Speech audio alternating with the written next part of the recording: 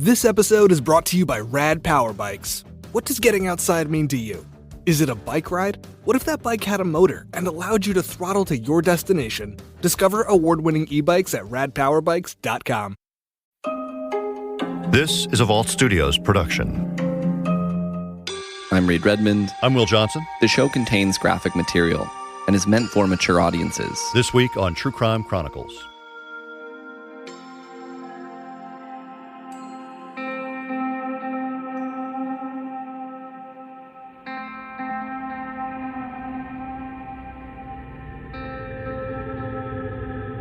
I've been reporting on this case my entire career. Every year you have the anniversary that comes around, and it's not something that you skip over because Melissa Witt's case, is something that means a lot to this community. So we talk about it as much as we can. So ever since I got into broadcasting, every year I do this case. It means a lot to this community, and it means a lot to me. It's a sad story, and I think it's something that stuck with me because Melissa is my age. And I remember when this happened, the flyers that were being passed out, I was attending college at Northeastern State University, and I remember seeing her picture. Have you seen me? And growing up as a kid, Fort Smith is where my family always came. We're from a small town. That's where you could go to the better restaurants, mall. So it has stuck with me since this happened.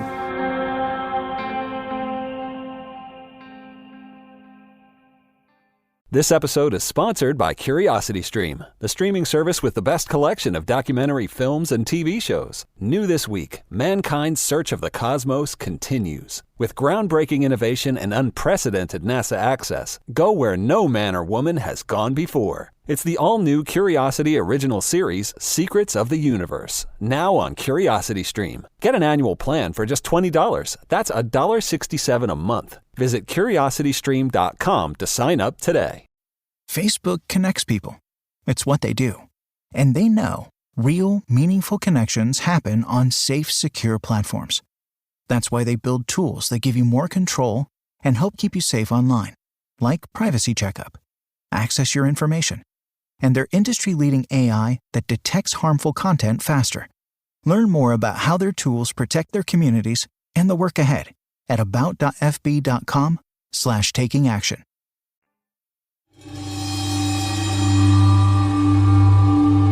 Late last year, Luke Patrick took a drive into the Arkansas woods.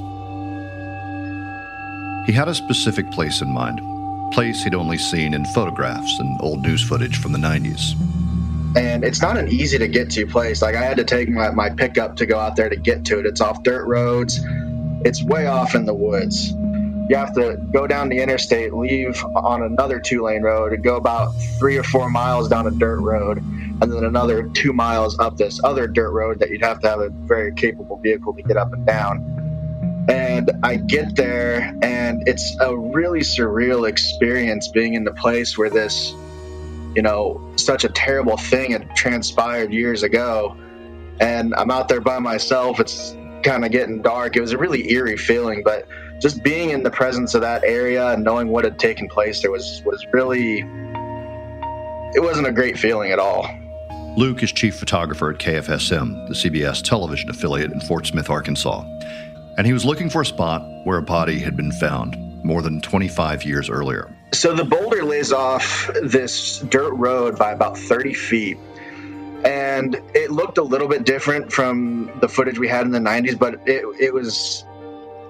looks the same. It doesn't look a day deteriorated.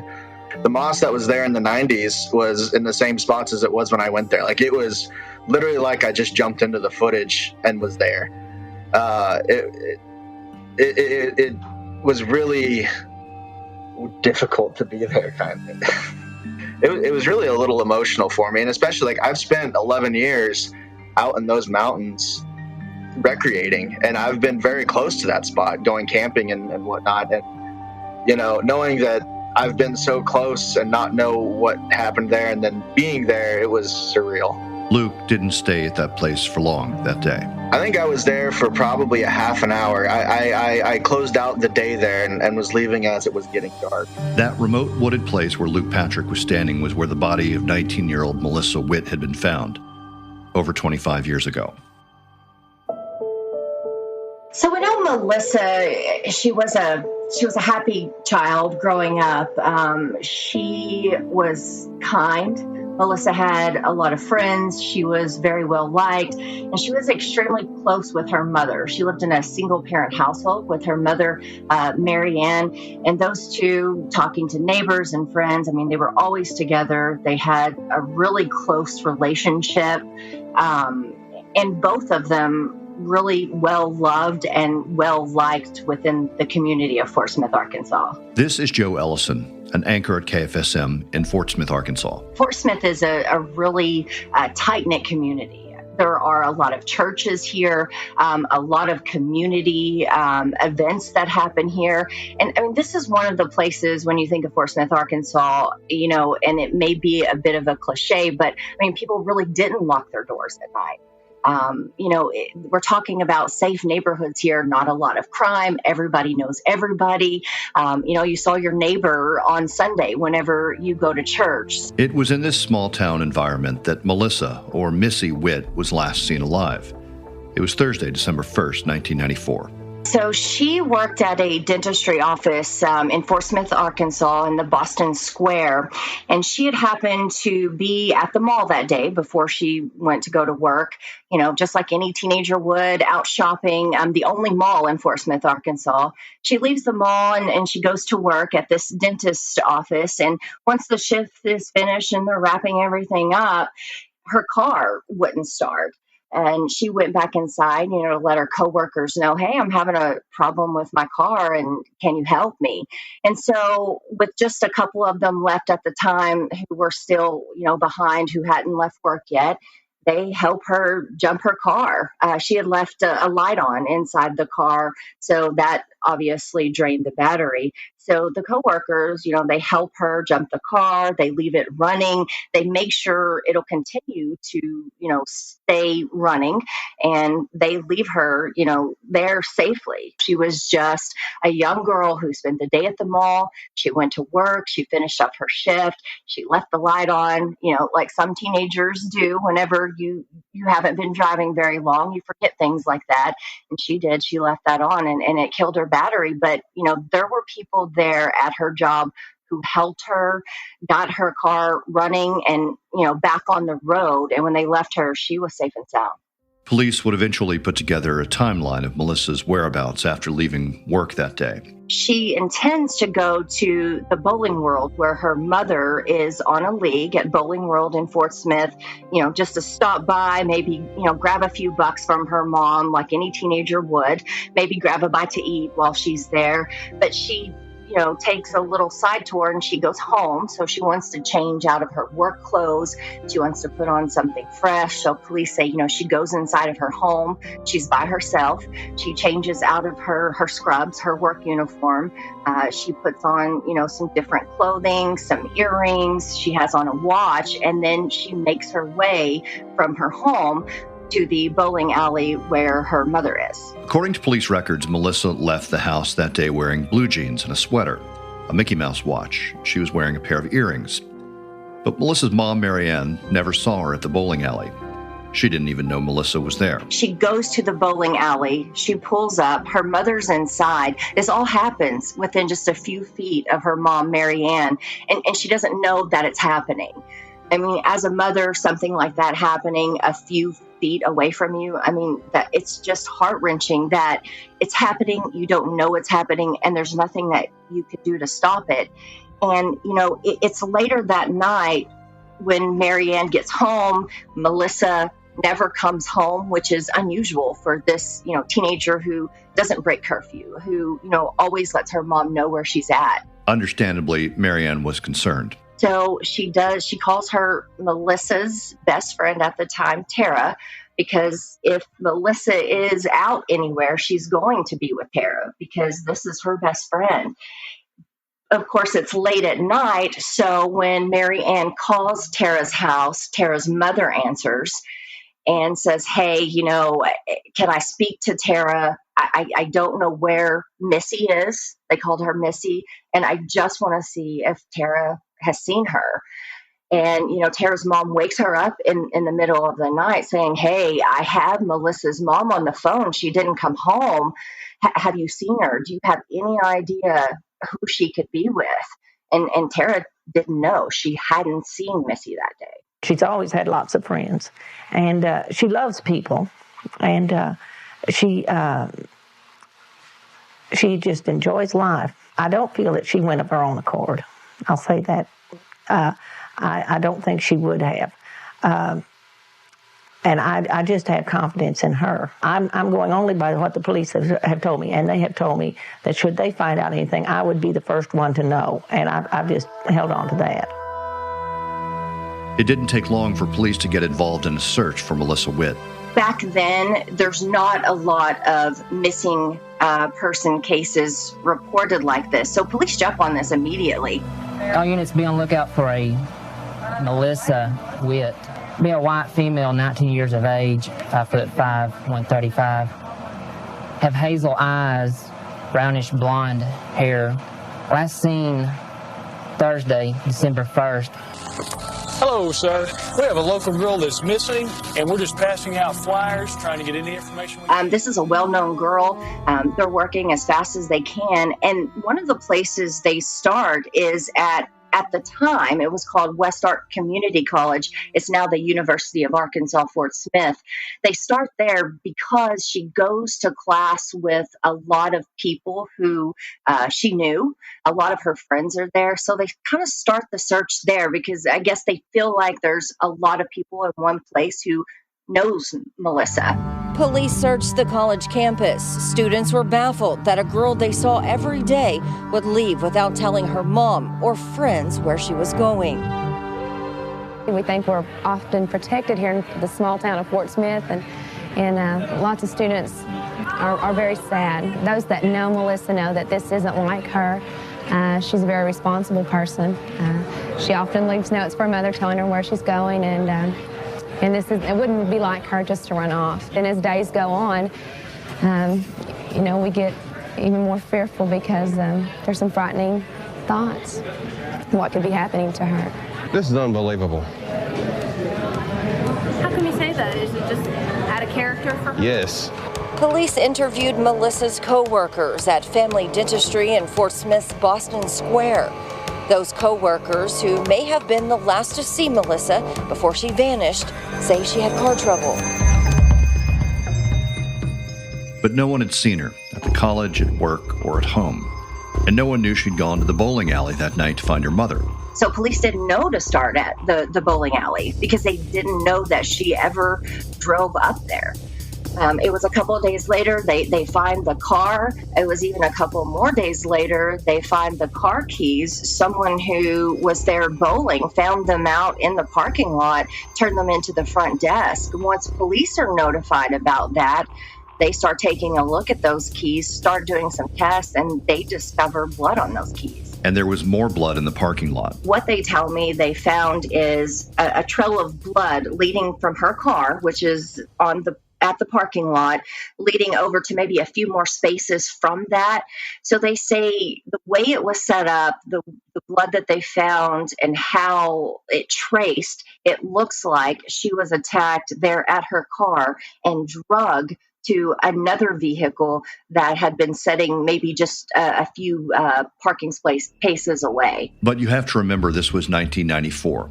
There wasn't any video surveillance in the parking lot at the bowling alley. So this is a bowling alley that, you feel like you're living in a safe town. They don't have cameras out in the parking lot. So unfortunately, police hit a roadblock with that. Man, they really wish that there were some out there, but there just weren't. There was a potential witness, though, a 10-year-old boy who thought he'd overheard an argument. This little boy, actually, his mom was inside of the bowling alley bowling on that league with Melissa's mother, Mary Ann. And I mean, how heartbreaking that, you have this little 10-year-old boy who comes inside and says something is happening out in this parking lot. There's an argument going on between a man and a woman. Something's not right. And, as a mother, she just sort of discounted that. And it has to be heartbreaking, for the family to know that someone didn't go out there and check. But I mean, we're talking about a 10-year-old boy who, maybe he didn't see what he saw, So, but I think that is a big part of this case. Police really believe that little boy, this little 10-year-old who heard that argument and saw it, they really believe that was the moment that Melissa Witt was abducted. There were no obvious suspects in the case, no one who police honed in on immediately. But that didn't stop them from interviewing hundreds of potential suspects in coming months and years. We would be here probably a week talking about suspects in this case. I mean, police pulled out all the stops on this one. They looked at every sex offender in the area, anyone who had, a criminal past. They checked hundreds of people. There were a few people, at the time that they did zero in on, but there wasn't anything solid that they could come up with to close this case. And back in December 1994 and into January 1995, there was no sign of Melissa. They'd found her car. They'd located evidence, a trail of blood and more blood on a car key, but nothing that led them to a body or suspect at the time. Sergeant Daniel Grubbs with Fort Smith Police says the only thing they knew for sure was that she never made it inside the bowling alley. What we believe is she went home to change clothes and made it to the parking lot but didn't make it inside. We believe that someone was inside the parking lot and attacked her as she was walking in and ultimately kidnapped her and murdered her. Over the years, police have highlighted the fact that she was wearing a watch that night. A watch that didn't turn up at the crime scene. Police talk a lot about this Mickey Mouse watch because it's a watch that back then in 1994, Mickey Mouse, that was a big thing. You saw teenagers wear them on their shirts. There were the watches. So it was a big deal. And she had this watch with a brown band. And it was significant enough that it had a serial number on it. And going through her home, police were able to find the box that it came in with a matching serial number. So this is significant, the watch, because this is something she was wearing when she was abducted, and that has never been found, along with those earrings and the clothing that she was wearing at the time. But then on January 13th, 1995, police got a call. A body had been found. This is the Ozark National Forest, which is probably about a good 40-minute drive from the bowling alley where she was abducted. This is a very rural area of Arkansas. It's north of the town of Ozark in Franklin County. Two hunters who frequent that area, who hunt in that area a lot. It's dirt roads. They're driving down the dirt roads. They don't see anything the day before. The next day, they're driving down the dirt road and they see the body of a white nude female laying next to this massive rock out in the National Forest. And of course, they immediately call police to let them know what they found. And Fort Smith Police, leading this case at the time, they get that call, they get word, they go there, but they don't only go by themselves, they call in the cavalry on this one. They call in Arkansas State Police, they call in every county agency surrounding, because they've been looking for this girl close to a month, and, a body is found, so they call in everyone to help. And back at work in Fort Smith, Melissa's mom, Mary Ann, got the news that a body had been found. And they actually sent police to her job to break the news to her and to drive her home because, as a mother, you get news like that, you need someone around you. So they break the news to her and, let her know. And the night before that, even whenever they were waiting, there were friends, family, community members, pastors of local churches at the Witt home waiting to hear word. Back in the Ozark National Forest, investigators were just beginning to gather evidence to try to find anything that might point them in the direction of a killer. There's an investigator in this case who is the original investigator, J.C. Ryder. He believes that the body had been moved out from behind a massive boulder so that it could be found. And the reason he feels he knows that is because behind that rock, there was decomposition back there where a body had been for some time. And then in front of the rock, you find the body, which hadn't been there as long as the decomposition from behind the rock. So police believe that her body was moved from behind this rock. Now, if it wasn't, there's a good chance that it wouldn't have been found for quite some time. But since it was moved from behind that rock, that enabled those hunters to spot it as they drove by. Police determined that Melissa Witt had been strangled to death in the location where her body was found. Recently, Jo Ellison caught up with the lead investigator on Melissa's case back in the mid-90s. It's a haunting case J.C. Ryder refuses to let go. He was lead detective on Melissa Witt's 1994 homicide until he retired a few years ago. She was going to come out because she was running low on money and have her mother to buy her a hamburger. Ryder now volunteers his time on the case. He joined me to share Melissa's last moments in hopes someone, 26 years later, will finally come forward. When you look at the bowling world right now, I mean, it's no different. No, it's the only thing different is some of the lighting poles. The layout of the parking lot's the same. The building's still the same. The bad guy's vehicle would have been parked in the next aisle back to the north of her vehicle. Ryder says over the years they've had some solid leads and people of interest, but they never panned out. Until he takes his last breath, he won't give up fighting. That's all that I've ever wanted out of this is just see justice served, and I would still like to see it cleared. Other investigators have taken up the search for Melissa's killer over the years. In 2015, Captain Daniel Grubbs with the Fort Smith Police Department sat down with KFSM to talk about the case. What makes it so frustrating is you just don't know. You don't know who, and there's just not very many clues with this. Well, now there's technology advancements, and this is before cell phone world, and this is before internet and a lot of the DNA capabilities didn't exist in the mid-90s like that. The sheer place, timing, lack of witnesses, the time that it took for us to locate her. But I'm going to tell you, there's a passion towards these cases. Mm-hmm. We had some great investigators that were initially on this, and I have the utmost respect for them. With the invention of all this new technology, is it helping you, or could this lead to easier finding a suspect? I think so. I think with the technological advancements, we're waiting every day for a breakthrough.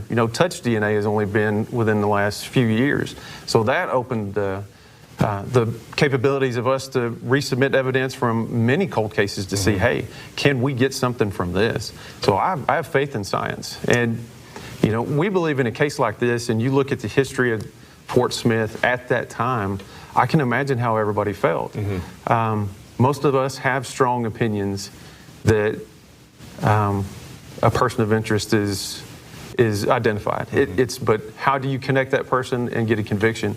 And I think the public would wonder, okay, is there still, Mr. Boogeyman running around Fort Smith that did this crime? Years later, exactly. Yeah. I have strong feelings that whoever did this is still here. Is either dead or in prison, is what I believe. Okay. There are strong groups of guys with tenured investigative skills that there's people that have been caught in crimes that are similar to this, and you believe that's got to be our guy. That's got to be our guy.